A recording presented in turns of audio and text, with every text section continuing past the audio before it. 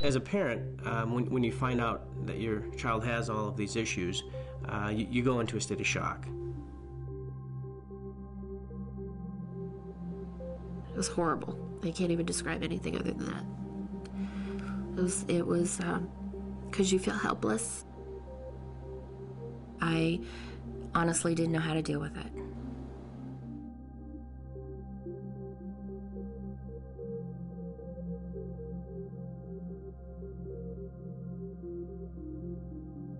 There were time periods where every day was critical.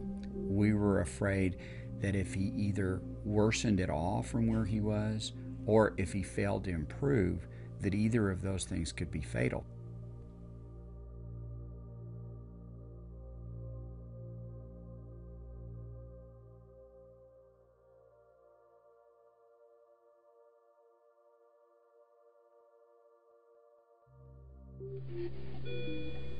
He's had about 12 or 13 major surgeries, starting with the TE fistula the second day he was born, moving on to the lung removal, the lower left lung removal, to the first 2 heart procedures.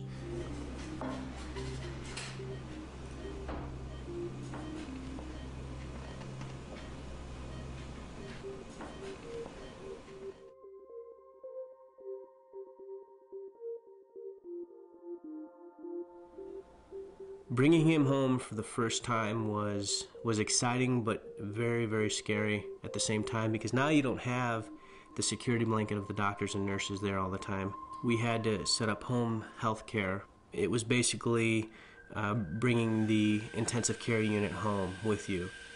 He needed to have medical care 24/7 with somebody who had ventilator experience.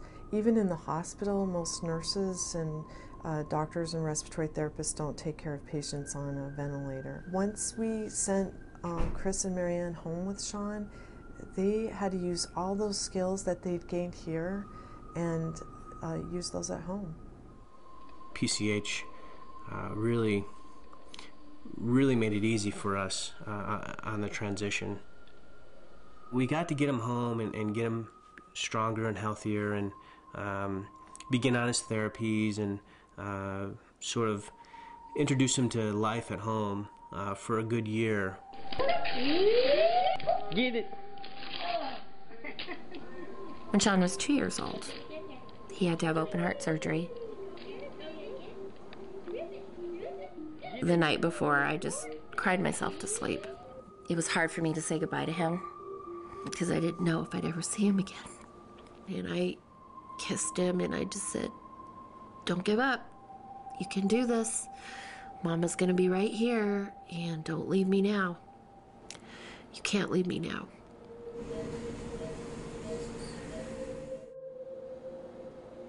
The first 24 to 48 hours after surgery are critical. And unfortunately, he kind of took a turn for the worst after that. His lungs filled up with fluid. His liver's not functioning like it should. I just pulled up a chair next to his bed, just buckled over and just cried. And I held Sean's hand. You know, really the biggest factor is, did he have enough lung that he would survive the operation? Here's a little boy, he has no pulmonary valve, he's got a hole inside his heart. I really didn't think he had enough lung to survive that.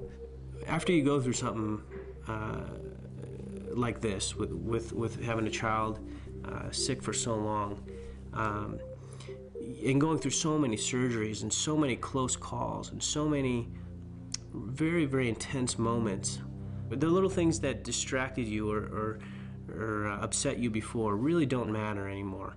You tend to focus more on the bigger picture, on what's important, you know, time with your family, time with your boys.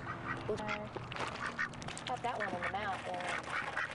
I tell my friends that they have to wash their hands before touching Sean, because if their hands are really dirty and they have germs on them and they touch him, he could get sick and go back in the hospital. Chris and Marianne have done this amazing job of always including Ryan. And Ryan has done an amazing job of embracing that. Watching Ryan and Sean interact and play together is a wonderful thing. They're at an age now where they're starting to interact a lot more, and that's really a new chapter. Now they can really start appreciating each other in a different type of relationship.